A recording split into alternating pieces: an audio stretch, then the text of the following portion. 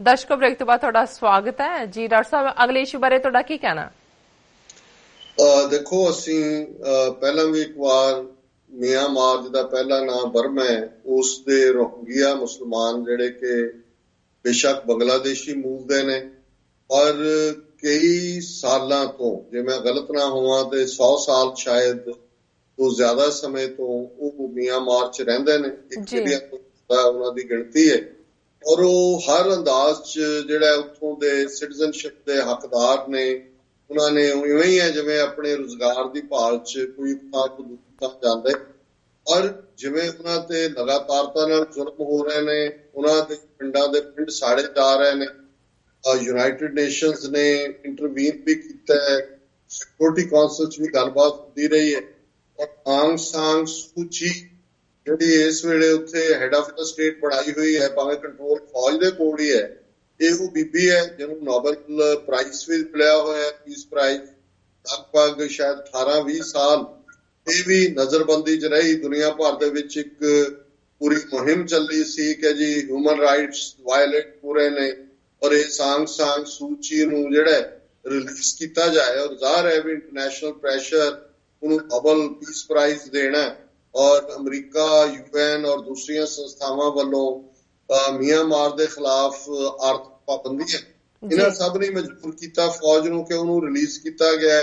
ਚੋਣਾਂ ਹੋਈਆਂ, ਉਹਦੀ ਪਾਰਟੀ ਜਿੱਤੀ ਹੈ, ਲੇਕਿਨ ਇਸ ਦੀ ਕਮਾਂਡ ਥੱਲੇ ਵੀ ਜੋ ਕੁਛ ਰੋਹਿੰਗਿਆ ਮੁਸਲਮਾਨਾਂ ਨਾਲ ਹੋ ਰਿਹਾ ਹੈ। ਅੱਜ ਚਲੋ ਇੱਕ ਪੋਜ਼ਿਟਿਵ ਖਬਰ ਨਜ਼ਰ ਆਈ ਕਿ ਕਿਵੇਂ 13 ਨੋਬਲ ਇਨਾਮ ਜਿੱਤਣ ਵਾਲੇ ਦੁਨੀਆ ਦੇ ਜਿਹੜੇ ਨੋਬਲ ਲੌਰੀਏਟ ਨੇ, ਉਹਨਾਂ ਨੇ ਯੂਨਾਈਟਿਡ ਨੇਸ਼ਨ ਸਿਕਿਉਰਿਟੀ ਕੌਂਸਲ ਨੂੰ ਇਹ ਚਿੱਠੀ ਲਿਖੀ ਹੈ ਔਰ ਉਹਨਾਂ ਨੇ ਕਿਹਾ ਕਿ ਵੀ ਇਹ ਇਨਹਿਊਮਨ ਟ੍ਰੀਟਮੈਂਟ ਜਿਹੜੀ ਰੋਹਿੰਗਿਆ ਮੁਸਲਮਾਨਾਂ ਨਾਲ ਹੋ ਰਹੀ ਹੈ, ਇਹ ਕ੍ਰਾਈਮ ਅਗੇਂਸਟ ਹਿਊਮੈਨਿਟੀ, ਇਨਸਾਨੀਅਤ ਦੇ ਖਿਲਾਫ ਜ਼ੁਲਮ ਹੈ।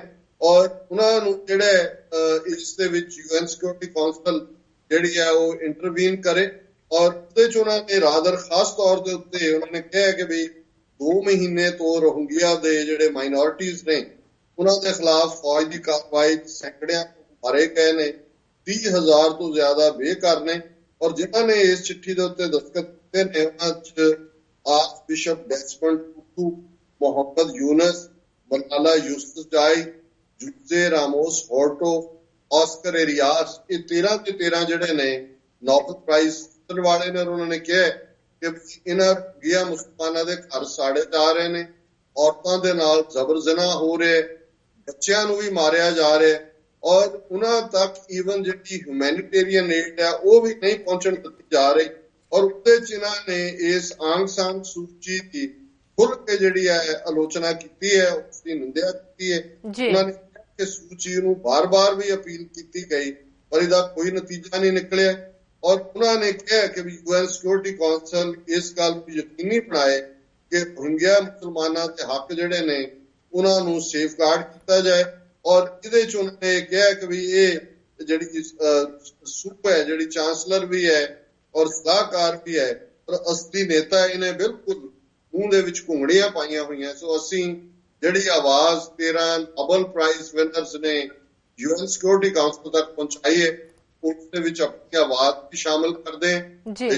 ਅਸੀਂ ਖੁਦ ਇੱਕ ਬੇਘਰੀ ਕੌਮ ਦੇ ਮੈਂਬਰ ਹੈ ਔਰ ਸਾਡੇ ਕੋਈ ਵਸ ਨਹੀਂ ਹੈ। ਜਿਵੇਂ ਮੈਂ ਕਿਹਾ ਸੀ ਕਿ ਇਸ ਦੇ ਲਈ ਜਿਹੜੇ 50 ਦੇ ਕਰੀਬ ਮੁਸਲਮਾਨ ਦੇਸ਼ ਨੇ, ਖਾਸ ਤੌਰ ਤੇ ਬੰਗਲਾਦੇਸ਼ ਨੇਬਰਹੁੱਡ ਹੈ ਦੂਸਰੇ, ਇਹਨਾਂ ਨੂੰ ਵੀ ਸ਼ਰਮ ਆਉਣੀ ਚਾਹੀਦੀ ਹੈ ਵੀ ਇੱਕ ਪਾਸੇ ਇਸਲਾਮਿਕ ਬ੍ਰਦਰਹੁੱਡ ਦੀ ਗੱਲ ਹੁੰਦੀ ਹੈ, ਇਸਲਾਮ ਦੇ ਵਿੱਚ ਜਮਾਤ ਦਾ ਕਨਸੈਪਟ ਹੈ, ਆਪਣੇ ਮਜ਼ਹਬਾਂ ਦੇ ਲਈ ਜਿਹੜਾ ਜਿਸ ਅੰਦਾਜ਼ ਦੇ ਵਿੱਚ ਈਵਨ ਜ਼ਕਾਤ ਔਰ ਦੂਸਰਾ ਹਿਊਮੈਨਿਟੇਰੀਅਨ ਕੰਮ ਦੇ ਲਈ ਹੈ, ਇਹਨਾਂ ਚੋਂ ਕਿਉਂ ਨਹੀਂ ਜਿਹੜੇ ਇਹ ਦੇਸ਼ ਜਿਹੜੀ ਗੱਲ ਅੱਜ ਦੂਸਰੇ 13 ਨੋਬਲ ਲੌਰੀਏਟ ਕਰ ਰਹੇ ਨੇ, ਇਹ ਹੀ ਦੇਸ਼ ਜਿਹੜੇ ਨੇ ਸਿਕਿਉਰਿਟੀ ਕੌਂਸਲ UN ਔਰ ਆਪਣੇ ਦੇਸ਼ਾਂ ਦੇ ਦਰਵਾਜ਼ੇ ਖੋਲ ਦੇਣ। 1 ਮਿਲੀਅਨ ਹੋਏ, 2 ਹੋਏ, ਵੱਧ ਤੋਂ ਵੱਧ ਕਿੰਨਾ ਇਹਨਾਂ ਦਾ ਨੰਬਰ ਹੈ। ਅੱਜ ਉਹਨਾਂ ਦੀਆਂ ਦਰਦਨਾਕ ਤਰਸਯੋਗ ਜਿਹੜੀਆਂ ਤਸਵੀਰਾਂ ਸਾਹਮਣੇ ਆਉਂਦੀਆਂ, ਮੈਂ ਕਈ ਵਾਰ ਅੱਖਾਂ 'ਚ ਅਥਰੂ ਵਗਾਏ ਨੇ ਔਰ ਮੈਨੂੰ ਲੱਗਦਾ ਕਿ ਜੇ ਬੇਸ਼ੱਕ ਇਹਨੂੰ ਕੋਈ ਵਿਸ਼ਵਲ ਥਿੰਕਿੰਗ ਕਹਿ ਸਕਦਾ ਕਿ ਜੇ ਸਾਡੇ ਕੋਲ ਆਪਣਾ ਦੇਸ਼ ਖਾਲਿਸਤਾਨ ਹੁੰਦਾ ਹੈ ਤੇ ਮੇਰੀ ਉਹਦੇ 'ਚ ਕੁਝ ਮਾੜੀ ਮੋਟੀ ਵੀ ਅਪੀਲ ਜਾਂ ਸੇ ਹੁੰਦੇ ਤਾਂ ਮੈਂ ਇਹਨਾਂ ਸਾਰਿਆਂ ਦੇ ਲਈ ਦਰਵਾਜ਼ੇ ਖੋਲੇ ਹੁੰਦੇ ਕਿ ਭਾਈ ਇਹਨਾਂ ਨੂੰ ਜਿਹੜਾ ਤੁਸੀਂ ਖਾਲਿਸਤਾਨ ਦੀ ਨੈਸ਼ਨੈਲਿਟੀ ਦਿਓ। ਇਹ ਇਹਨਾਂ ਦੇ ਉੱਤੇ ਬਹੁਤ ਜ਼ੁਲਮ ਹੋ ਰਹੇ ਨੇ। ਸੋ ਮੈਂ ਕੁੱਲ ਮਿਲਾ ਕੇ ਸਮਝਦਾ ਵੀ ਇਹ ਚਲੋ ਜੇ ਇਹਨਾਂ ਨੋਬਲ ਲੌਰੀਏਟਸ ਨੇ ਆਪਣੀ ਆਵਾਜ਼ ਚੁੱਕੀ ਹੈ ਤੇ UN ਸਿਕਿਉਰਿਟੀ ਕੌਂਸਲ ਜਾਂ ਅਮਰੀਕਾ ਕਿਸੇ ਲੈਵਲ ਤੇ ਇਫੈਕਟਿਵਲੀ ਜੇ ਪ੍ਰਭਾਵ ਪਾ ਸਕੇ ਤੇ ਉਹਨਾਂ ਦੀ ਹਾਲਤ ਬਹੁਤ ਅਰਸ ਹੋਗਾ। ਉਹ ਦੌੜਦੇ ਨੇ, ਰਾਹ ਦੇ ਵਿੱਚ ਕਦੇ ਕਿਸ਼ਤੀ ਡੁੱਬ ਜਾਂਦੀ ਹੈ, ਬੰਗਲਾਦੇਸ਼ ਵਾਲਿਆਂ ਨੂੰ ਧੱਕ ਕੇ ਬਾਰਡਰ ਵਾਪਸ ਭੇਜਦੇ ਨੇ, ਅੱਗੋਂ ਹੋਰ ਹੁੰਦਾ ਹੈ। ਉਹਨਾਂ ਕੋਈ ਨੇਬਰਿੰਗ ਮੁਸਲਮਾਨ ਮੁਲਕ ਵੀ ਜਿਹੜਾ ਹੈ ਉਹ ਆਪਣੇ ਦੇਸ਼ 'ਚ ਨਹੀਂ ਵੜਨ ਦਿੰਦਾ। ਇਸ ਤੋਂ ਵੱਧ ਕੇ ਕੀ ਹਾਲਤ ਦਾ ਛੋਟਾ ਸ਼ਬਦ ਹੈ। ਉਹ ਸਾਰੇ ਜਿਹੜੇ ਉਹਨਾਂ ਨੂੰ ਇਨਸਾਨ ਹੀ ਨਹੀਂ ਸਮਝਿਆ ਜਾ ਰਿਹਾ, ਬਾਕੀ ਗੱਲ ਤਾਂ ਛੱਡੋ। ਸੋ ਇਹ ਇੱਕ ਬੜਾ ਸ਼ਰਮਨਾਕ ਬਾਤ ਹੈ। ਜੀ ਡਾਕਟਰ ਸਾਹਿਬ, ਬਿਲਕੁਲ। ਅਗਲਾ ਇਸ਼ੂ ਮੈਂ ਡਿਸਕਸ ਕਰਾਂਗੀ। ਡਾਕਟਰ ਸਾਹਿਬ ਸਾਡੇ ਕੋਲ ਈਮੇਲ ਆਈ ਹੈ, ਹੁਣ ਪਲੇਟਫਾਰਮ ਤੁਹਾਡੇ ਲਈ ਖੁੱਲ੍ਹਾ ਹੈ। ਤਾਂ ਮੈਂ ਕਿਹਾ ਮੈਂ ਅਗਲਾ ਇਸ਼ੂ ਮੈਂ ਡਿਸਕਸ ਕਰਦੀ ਹਾਂ। ਜੀ ਡਾਕਟਰ ਸਾਹਿਬ ਪੜ੍ਹਦੀ ਹਾਂ। ਸਾਡੇ ਕੋਲ ਈਮੇਲ ਆਈ ਹੈ ਨਿਊਯਾਰਕ ਤੋਂ ਡਾਕਟਰ ਅਰਮਿੰਦਰ ਸਿੰਘ ਜੀ ਦੀ। ਇਹਨਾਂ ਦੀ ਲਿਖਤ ਦਾ ਵਿਸ਼ਾ ਹੈ ਪਾਕਿਸਤਾਨੀ ਅਮਰੀਕਨ ਥਿੰਕ ਟੈਂਕ ਦੀ ਮੀਟਿੰਗ ਅਤੇ ਕਾਇਦੇ ਆਜ਼ਮ ਮੁਹੰਮਦ ਅਲੀ ਜਿਨ੍ਹਾਂ ਦਾ ਜਨਮ ਦਿਨ ਸਮਾਗਮ। ਇਹ ਲਿਖਦੇ ਹਨ ਡਾਕਟਰ ਸਾਹਿਬ ਵਾਹਿਗੁਰੂ ਜੀ ਕਾ ਖਾਲਸਾ ਵਾਹਿਗੁਰੂ ਜੀ ਕੀ ਫਤਿਹ। ਇਹ ਲਿਖਦੇ ਹਨ ਪਹਿਲਾਂ ਤਾਂ ਮੈਂ ਤੁਹਾਨੂੰ ਅਤੇ ਜਿਨ੍ਹਾਂ ਨੇ ਤੁਹਾਨੂੰ ਸੱਦਾ ਦਿੱਤਾ ਪਾਕਿਸਤਾਨੀ ਅਮਰੀਕਨ ਥਿੰਕ ਟੈਂਕ ਅਤੇ ਕਾਇਦੇ ਆਜ਼ਮ ਦਾ ਜਨਮ ਦਿਨ ਮਨਾਉਣ ਵਾਲੇ ਪ੍ਰਬੰਧਕਾਂ ਨੂੰ ਮੈਂ ਵਧਾਈ ਦੇਣਾ ਚਾਹੁੰਦਾ ਕਿ ਉਹਨਾਂ ਨੇ ਇਹ ਪ੍ਰੋਗਰਾਮ ਉਲੀਕਿਆ। ਤੁਹਾਨੂੰ ਅਤੇ ਬਾਕੀ ਬੁਲਾਰਿਆਂ ਨੂੰ ਸੁਣ ਕੇ ਬਹੁਤ ਚੰਗਾ ਲੱਗਾ। ਪਾਈ ਗਈ ਵਿਚਾਰਾਂ ਦੀ ਸਾਂਝ ਬਹੁਤ ਲਾਹੇਵੰਦ ਸੀ। ਮੈਂ ਉਮੀਦ ਕਰਦਾ ਹਾਂ ਕਿ ਇਹ ਮੀਟਿੰਗ ਤੇ ਸਮਾਗਮ ਇੱਕ ਸ਼ੁਰੂਆਤ ਹੋਵੇ ਅਤੇ ਆਉਣ ਵਾਲੇ ਸਮੇਂ ਵਿੱਚ ਦੋਹਾਂ ਭਾਈਚਾਰਿਆਂ ਲਈ ਇਸ ਸਾਂਝ ਵਿੱਚ ਕੁਝ ਸਥਾਪਿਤ ਕੀਤਾ ਜਾ ਸਕੇ। ਵਾਹਿਗੁਰੂ ਮਿਹਰ ਕਰਨ। ਜੀ ਡਾਕਟਰ ਸਾਹਿਬ। ਡਾਕਟਰ ਸਾਹਿਬ ਦਾ ਬਹੁਤ ਬਹੁਤ ਸ਼ੁਕਰੀਆ। ਇਹਨਾਂ ਦੀ ਲਿਖਤ American think tank, Pakistan American think tank ਤੋਂ ਬਾਅਦ ਜਿਹੜਾ ਉਹ ਸਮਾਗਮ ਹੋਇਆ ਸੀ ਵੀ ਆਈ ਸੀ, ਔਰ ਹੁਣ ਉਹਦੇ ਵਿੱਚ ਕਿਉਂਕਿ 25 ਦਸੰਬਰ ਨੂੰ ਕਾਇਦੇ ਆਜ਼ਮ ਦਾ ਜਨਮ ਦਿਨ ਸੈਲੀਬ੍ਰੇਸ਼ਨ ਔਰ ਕੱਲ ਦਾ ਪ੍ਰੋਗਰਾਮ ਜਿਹੜਾ ਕਿ ਲਗਭਗ 3 ਘੰਟੇ ਜਿੱਥੇ ਸਾਡੇ ਇਸ ਸਲੋਟ 'ਚ 8 ਤੋਂ 9 ਵਾਲੇ ਔਰ ਉਸ ਤੋਂ ਬਾਅਦ ਵੀ 2 ਘੰਟੇ ਚੱਲੇ, ਫੇਸਬੁੱਕ ਤੇ ਵੀ ਲਾਈਵ ਚੱਲਿਆ। ਔਰ ਕੁਦਰਤੀ ਮੈਂ ਪ੍ਰੋਗਰਾਮ ਦੀ ਹੁਣ ਦੀ ਸ਼ੁਰੂਆਤ ਤੋਂ ਪਹਿਲਾਂ ਦੇਖ ਰਿਹਾ ਸੀ ਕਿ 20,000 ਤੋਂ ਜ਼ਿਆਦਾ ਵਿਊਅਰ ਨੇ, ਸੈਂਕੜਿਆਂ ਕਾਮੈਂਟ ਨੇ, ਔਰ ਜਿੱਥੇ ਸਾਡੇ ਦੂਰ ਦਰਾਡੇ ਬੈਠੇ ਪਾਕਿਸਤਾਨੀ ਭਰਾਵਾਂ ਭੈਣਾਂ ਨੇ ਇਸ ਨੂੰ ਸਰਾਹਿਆ, ਉਹਦੇ 'ਚ ਬੜੀ ਵੱਡੀ ਗਿਣਤੀ ਦੇ ਵਿੱਚ ਸਾਡੇ ਸਿੱਖ ਵੀਰਾਂ ਭੈਣਾਂ ਨੇ ਵੀ ਇਸ ਦੇ ਉੱਤੇ ਬੜਾ ਹਾਂ ਪੱਕੀ ਹੈ।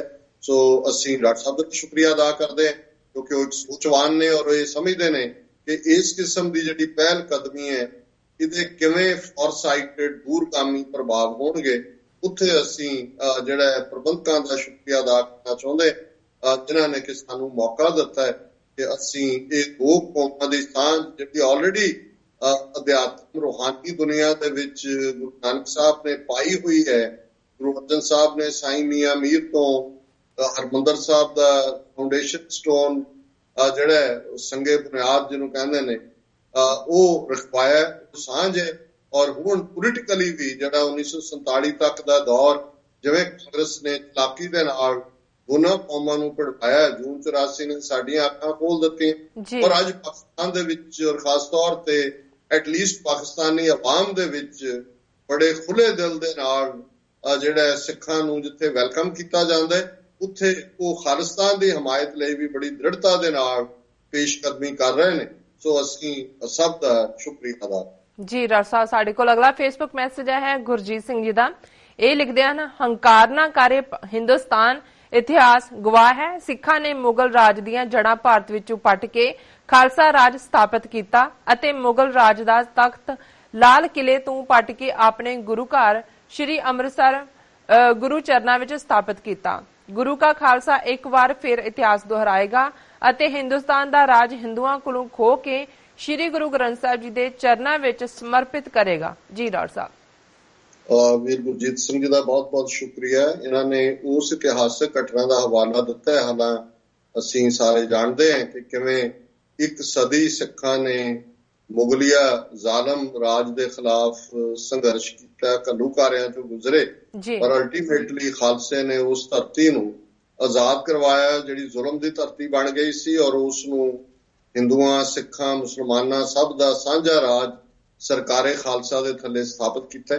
ਪਰ ਜਿਸ ਘਟਨਾ ਦਾ ਉਹਨਾਂ ਨੇ ਜ਼ਿਕਰ ਕੀਤਾ ਹੈ ਕਿ ਲਾਲ ਕਿਲਾ, ਔਰ 1783 ਦੇ ਵਿੱਚ ਜਦੋਂ ਸਰਦਾਰ ਬਘੇਲ ਸਿੰਘ, ਸਰਦਾਰ ਜੱਸਾ ਸਿੰਘ ਆਹਲੂਵਾਲੀਆ, ਸਰਦਾਰ ਜੱਸਾ ਸਿੰਘ ਰਾਮਗੜੀਆ ਉਹਨਾਂ ਦੀ ਕਮਾਂਡ ਥੱਲੇ 30,000 ਸਿੱਖਾਂ ਨੇ ਦਿੱਲੀ ਦੇ ਉੱਤੇ ਧਾਵਾ ਬੋਲਿਆ। ਅੱਜ ਵੀ ਦਿੱਲੀ 'ਚ ਜਿਹੜੀ 30,000 ਹੀ ਥਾਂ ਹੈ ਉਹ ਇਸ ਮੈਮਰੀ 'ਚ ਹੈ ਜਿੱਥੇ ਖਾਲਸੇ ਦੀ 30,000 ਫੌਜ ਨੇ ਪੜਾਅ ਕੀਤਾ ਸੀ। ਤੇ ਜਦੋਂ ਲਾਲ ਕਿਲ੍ਹਾ ਉਹਨਾਂ ਦੇ ਕਬਜ਼ੇ 'ਚ ਆਇਆ ਤੇ ਜਿਹੜਾ ਉਸ ਵੇਲੇ ਦਾ ਮੁਗਲਿਆ ਸਿੰਘਾਸਨ ਸੀ ਜਾਂ ਤਖਤ ਸੀ, ਜਿਹਨੂੰ ਤਖਤੇ ਤਾਊਸ ਕਹਿੰਦੇ ਸੀ, ਉਹ ਤਾਂ ਨਾਦਰ ਸ਼ਾਹ 1739 ਦੇ ਵਿੱਚ ਲੈ ਗਿਆ ਸੀ। ਤਾਊਸ ਮੋਰ ਨੂੰ ਕਹਿੰਦੇ ਨੇ। ਅੱਜ ਵੀ ਉਹ ਜਿਹੜਾ ਤਖਤੇ ਤਾਊਸ ਹੈ ਤਹਿਰਾਨ ਦੇ ਵਿੱਚ ਇੱਕ ਮਿਊਜ਼ੀਅਮ ਦੇ ਵਿੱਚ ਉਸ ਨੂੰ ਸੁਸ਼ੋਭਿਤ ਕੀਤਾ ਹੋਇਆ। ਪਰ ਸਰਦਾਰ ਜੱਸਾ ਸਿੰਘ ਰਾਮਗੜੀਆ ਨੇ ਉਸ ਤਖਤ ਦੇ ਥੱਲੇ ਜਿਹੜੀ ਸਿੱਲ ਸੀ, ਸਲੈਬ, ਉਸ ਨੂੰ ਉਹਨੇ ਉਖਾੜ ਲਿਆ, ਉਹਨੂੰ ਜੰਜੀਰਾਂ ਦੇ ਵਿੱਚ ਬੰਨਿਆ ਔਰ ਉਹਨੂੰ ਘੜੀਸ ਕੇ ਦਰਬਾਰ ਸਾਹਿਬ ਲਿਆਂਦਾ ਗਿਆ। ਅੱਜ ਵੀ ਜਿਹੜਾ ਬੁੰਗਾ ਰਾਮਗੜੀਆ ਦਰਬਾਰ ਸਾਹਿਬ ਦੀ ਪਰਿਕਰਮਾ ਦੇ ਵਿੱਚ ਮੌਜੂਦ ਹੈ ਔਰ ਉਸ ਥੱਲੇ ਉਸ ਸਿੱਲ ਨੂੰ ਰੱਖਿਆ ਹੋਇਆ, ਉਸ ਦੇ ਉੱਪਰਲੇ ਖਾਨੇ ਗੁਰੂ ਗ੍ਰੰਥ ਸਾਹਿਬ ਦਾ ਪ੍ਰਕਾਸ਼ ਹੁੰਦਾ, ਕਿਉਂਕਿ ਇਹ ਇਵੇਂ ਹੀ ਸੀ ਜਿਵੇਂ ਤੁਸੀਂ ਕੋਈ ਵਾਰ ਕ੍ਰਿਮੀਨਲ ਨੂੰ ਸਜ਼ਾ ਯਾਫਤਾ ਕਰਦੇ ਹੋ। ਇਹੀ ਦਿੱਲੀ ਸੀ, ਇਹੀ ਸਾਮਰਾਜ ਸੀ ਜਿੱਥੋਂ ਗੁਰੂ ਅਰਜਨ ਸਾਹਿਬ ਦੀ ਸ਼ਹੀਦੀ ਦਾ ਆਰਡਰ ਜਹਾਂਗੀਰ ਨੇ ਦਿੱਤਾ ਹੈ, ਜਿੱਥੋਂ ਗੁਰੂ ਤੇਗ ਬਹਾਦਰ ਸਾਹਿਬ ਦੀ ਸ਼ਹੀਦੀ ਦਾ ਫਰਮਾਨ ਜਿਹੜਾ ਹੈ ਉਹ ਕਾਜ਼ੀ ਨੇ ਔਰੰਗਜ਼ੇਬ ਦੇ ਰਾਜ ਵੇਲੇ ਦਿੱਤਾ ਹੈ ਔਰ 1710 ਦੇ ਵਿੱਚ ਬਹਾਦਰ ਸ਼ਾਹ ਨੇ ਇੱਥੋਂ ਫਰਮਾਨ ਕੱਢਿਆ ਕਿ ਹਰ ਨਾਨਕ ਪ੍ਰਸਤ ਨੂੰ ਮਾਰ ਮੁਕਾ ਦਿੱਤਾ ਜਾਏ। ਫਿਰ ਉਹ ਫਕਸੀਅਰ ਹੋਏ, ਲਾਹੌਰ ਦੇ ਸੂਬੇਦਾਰ ਹੋਣ, ਦਿੱਲੀ ਦੇ ਅੱਡ-ਅੱਡ ਬਾਦਸ਼ਾਹ ਹੋਣ, ਉਹਨਾਂ ਦੀ ਇਹ ਨੀਤੀ ਜਾਰੀ ਰਹੀ। ਸੋ ਇਹ ਸਿੰਬੋਲਿਜ਼ਮ ਸੀ, ਸਿੰਬੋਲਿਕ ਸੀ। ਔਰ ਜਿਵੇਂ ਵੀਰ ਗੁਰਜੀਤ ਸਿੰਘ ਹੋਰਾਂ ਨੇ ਯਾਦ ਕਰਵਾਇਆ ਕਿ ਅੱਜ ਇਸ ਦਿੱਲੀ ਦੇ ਹਿੰਦੂ ਹਾਕਮ ਉਸ ਦੇ ਲਈ ਕੁਆਲੀਫਾਈ ਕਰ ਚੁੱਕੇ ਨੇ। ਜੋ ਮੁਗਲਾਂ ਦੇ ਜ਼ੁਲਮ ਸੀ, ਇਹਨਾਂ ਨੇ ਕੁਝ ਹਾਲਤਾਂ ਦਾ ਮੁਗਲਾਂ ਨੂੰ ਵੀ ਪਿੱਛੇ ਛੱਡ ਦਿੱਤਾ ਹੈ। ਇਹਨਾਂ ਨੇ ਜੂਨ 84 ਦਾ ਘੱਲੂਘਾਰਾ ਵਰਤਾਇਆ, ਨਵੰਬਰ 84 ਚ ਭਾਰਤ ਭਰ ਦੇ ਵਿੱਚ ਸਿੱਖਾਂ ਦੇ ਖੂਨ ਦੀ ਹੋਲੀ ਖੇਡੀ, ਲਗਭਗ 10 ਸਾਲ ਪੰਜਾਬ ਦੇ ਵਿੱਚ ਦੀ ਨਸਲ ਮਾਰ ਮੁਕਾਈ। ਔਰ ਅੱਜ ਕਿਵੇਂ ਗੁਰੂ ਗ੍ਰੰਥ ਸਾਹਿਬ ਸਾਡੇ ਇਸ਼ਟ ਦੀ ਬੇਅਦਬੀ ਦੀਆਂ ਘਟਨਾਵਾਂ ਵੀ ਇਹਨਾਂ ਦੀਆਂ ਏਜੰਸੀਆਂ ਕਰ ਰਹੀਆਂ ਨੇ।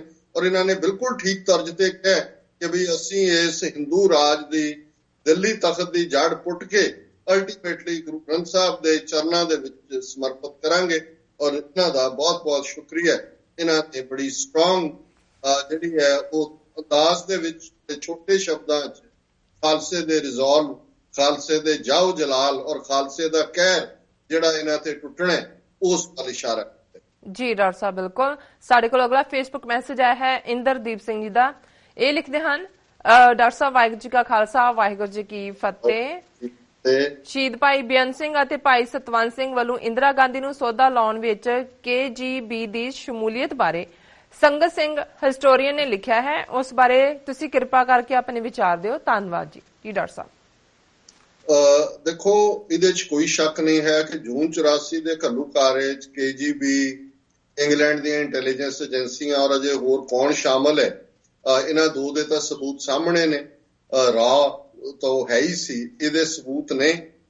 ਮੈਂ ਵੀ ਇਸ ਨੂੰ ਸਿਕਸ ਇਨ ਹਿਸਟਰੀ ਸੰਗਤ ਸਿੰਘ ਦੀ ਲਿਖਤ ਦੇ ਵਿੱਚ ਪੜ੍ਹਿਆ, ਪਰ ਮੈਨੂੰ ਇਹ ਲੱਗਦਾ ਹੈ ਕਿ ਵੀ ਕਈ ਵਾਰ ਇਹ ਜਿਹੜੇ ਰਿਸਰਚਰ ਜਾਂ ਆਪਣੀ ਕਿਤਾਬ ਵੇਚਣੀ ਚਾਹੁੰਦੇ ਹੁੰਦੇ ਨੇ, ਉਹ ਕੁਝ ਗੱਲਾਂ ਇਹੋ ਜਿਹੀਆਂ ਵੀ ਕਰਦੇ ਨੇ ਜਿਨ੍ਹਾਂ ਦਾ ਕੋਈ ਬਹੁਤਾ ਕੋਈ ਸਬੂਤ ਨਾ ਵੀ ਹੋਣ, ਫਿਰ ਵੀ ਉਹਨਾਂ ਨੂੰ ਲੱਗਦਾ ਵੀ ਨਵੀਂ ਗੱਲ ਕਰੋ, ਲੋਕਾਂ ਦੀ ਰੁਚੀ ਹੋਏਗੀ। ਇਹਦੇ 'ਚ ਕੋਈ ਸ਼ੱਕ ਨਹੀਂ ਹੈ ਕਿ ਦਿੱਲੀ KGB ਦੀਆਂ ਐਕਟੀਵਿਟੀਜ਼ ਮਿਡਲ ਈਸਟ ਤੱਕ ਦਾ ਹੈੱਡਕੁਆਰਟਰ ਸੀ।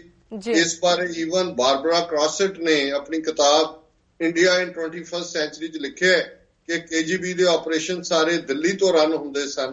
ਪਰ ਮੈਂ ਸਮਝਦਾ ਵੀ ਸੰਗਤ ਸਿੰਘ ਵੱਲੋਂ KGB ਨੂੰ ਦੋਸ਼ ਦੇਣਾ ਜਾਂ ਉਸ ਤੋਂ ਪਹਿਲਾਂ ਜਿਹੜੇ ਭਾਰਤ ਦੇ ਹਾਕਮ ਸੀ, ਕਾਂਗਰਸ ਨੇ ਇਮੀਡੀਏਟਲੀ ਇਸ ਨੂੰ CIA ਦੇ ਖਾਤੇ 'ਚ ਪਾਇਆ ਸੀ ਕਿ ਜੀ ਇਹ ਅਮਰੀਕਾ ਦੀ CIA ਨੇ ਜਿਹੜਾ ਇਸ ਨੂੰ ਕਰਵਾਇਆ। ਔਰ ਫਿਰ ਇੱਕ ਸਟੇਜ ਤੇ ਇਹਨਾਂ ਨੇ ਸਰ ਸਿਮਰਨਜੀਤ ਸਿੰਘ ਮਾਨ ਜਾਂ ਹਰਿੰਦਰ ਸਿੰਘ ਨਾਰਵੇ, ਜਿਹੜੇ ਕਿ ਐਂਬੈਸਡਰ ਚਾਰਜ ਦੀ ਅਫੇਅਰਸ ਆ ਨਾਰਵੇ, ਜਿਨ੍ਹਾਂ ਨੇ 84 ਦੇ ਘੱਲੂਘਾਰੇ ਦੇ ਪ੍ਰੋਟੈਸਟ ਅਸਤੀਫਾ ਦੇ ਦਿੱਤਾ ਸੀ, ਉਹਨਾਂ ਦੇ ਖਾਤੇ 'ਚ ਵੀ ਪਾਉਣ ਦੀ ਕੋਸ਼ਿਸ਼ ਕੀਤੀ।